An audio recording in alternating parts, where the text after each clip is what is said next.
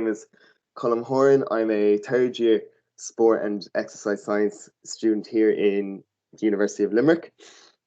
And today I'm just presenting a little observational study that I did with Dr. Frank Nugent out of the PES department here as well on the maximal sustainable effort method, or the maximal session effort is also known as, of prescribing high intensity interval training, which I'll be referring to as HIIT training in national level rowers.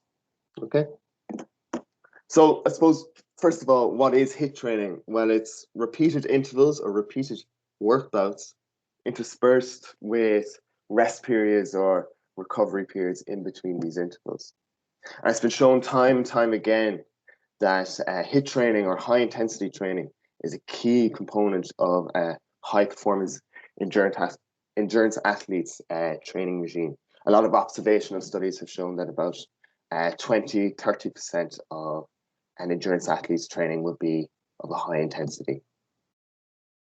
And the research has generally shown that HIIT training is performed at more than 85% of VO2 max power, VO2 max being your maximal oxygen consumption, or the rate that you can maximally consume oxygen, and the power being the power output that corresponds to that.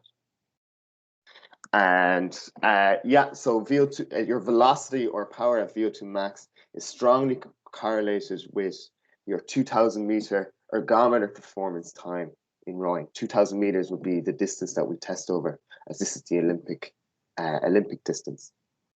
And it's also been suggested that your VO2 max power approximately equates to your 2,000 meter power, based on tests that they would do on a 7x4 minute step test that would be common in that would be standard in Rowing Australia's programs and Rowing Ireland's programs as well.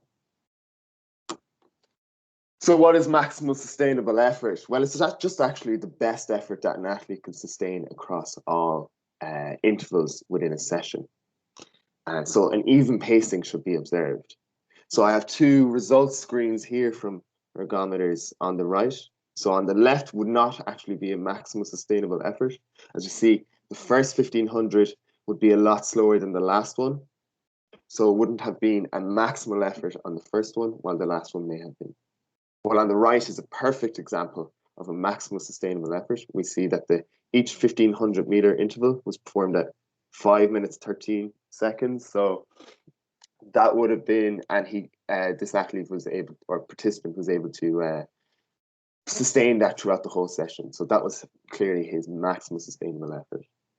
And what were we trying to do with this little project? Well, it was actually just to create some descriptive statistics across many different interval distances, interval sessions with varying interval distances and rest periods, and then compare this to the guidelines or the recommendations given by the existing literature.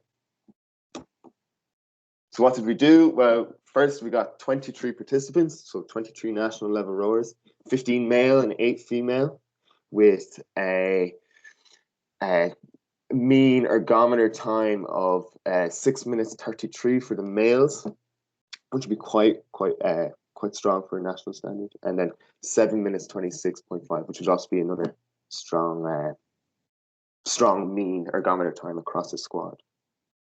And these athletes were a mean age of 21 years and had a training experience of 6 years, with a standard deviation for the men at 2 years and for the females at 3. So what did we do? Well, this was as stated in the title, it was an observational design.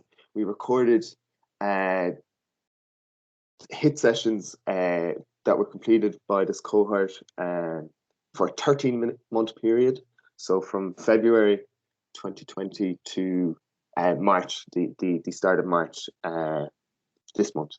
And these sessions were all completed on the same rowing ergometer, the Concept 2 Model D, which would be very commonly used in the rowing sphere. It would be the most popular rowing ergometer used. And each athlete or participant was instructed to complete every session at a maximal sustainable effort.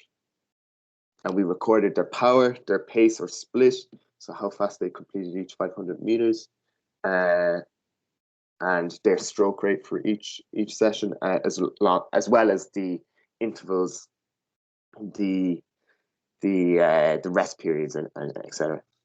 And these sessions were compared to the participants' most recent 2K and 6K ergometer performances. It's just worth noting as well. Just we got just when I did the study, I got a lot of submissions by a dynamic rowing ergometer or on sliders, and I had to exclude a lot of those sessions. What did we find? We got we analyzed 378 sessions, and the participants also completed 4 2K and 5 6K tests throughout those that 13-month period. And overall, at the mean session was completed at 95% of 2K power and 150% of 6K power. And then we divided up all these sessions according to rep length and rest period to see what percentage 2K power they were completing at percentage 6K. And split, I have split here as well. Split would be just the pace that they complete each session. So split off 2K, we look at the top one. They did 250-meter intervals, 25, a mean of 25 reps. Of those, they would have been prescribed a range, so 20 to 30 was that particular session. They had a 1-minute rest in between each interval, and they completed each interval at about 4 splits, or 4 seconds per 500 meters off their previous 2,000-meter test, ergometer test. And that would have been 113% of their 2K power.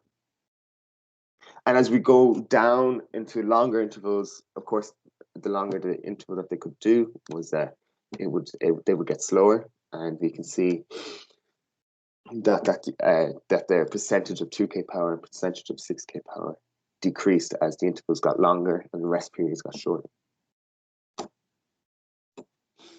And it was quite interesting, just at the bottom of this table here, we have the 2,000-meter intervals with 4 minutes rest, and the 1,500s with 4 minutes rest as well. They were completed below the 85% of 2K power, which would be roughly around their VO2 max power as well. So that was just an interesting to me. So what can we take from that? Well, the majority of the HIIT sessions or high intensity interval sessions were performed above that 85% recommendation in the literature of their VO2 max power. So we could say that the prescribing HIIT sessions with the maximal sustainable effort appeared to be effective. And but the longer intervals were below that intensity prescribed by the existing literature. But it also that does conflict with research investigating physiological responses of intervals of the same length. So I've just referenced here one by Stephen Seiler and Silta in 2017, which would have looked at cyclists that would have completed 8-minute intervals, which would be actually slightly longer than a 2K or 2,000-meter interval length.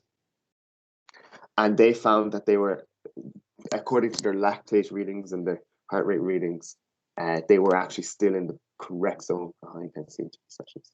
So I suppose perhaps due to a different training modality, maybe there's a slight difference in that, and we would have to actually track their physiological responses during these sessions to determine if they were still in the correct zone.